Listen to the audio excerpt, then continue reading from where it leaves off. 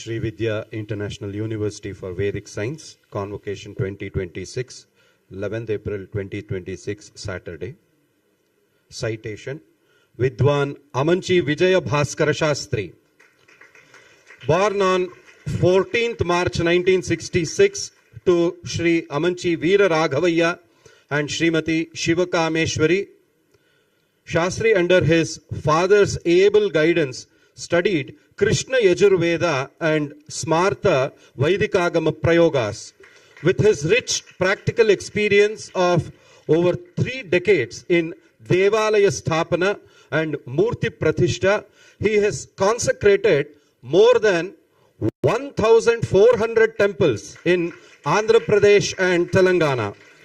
Also headed Brihat Yagnas such as Acharya Brahma.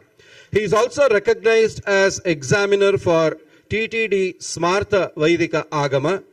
He has done research in Agama Prayogas and brought about 6 books such as Vijaya Pratishtha Prakaranam, Saubhagya Chintamani, Pratishtendu, etc. His books Smartha Vaidikagama are prescribed as textbooks in Agama Board of Telangana State.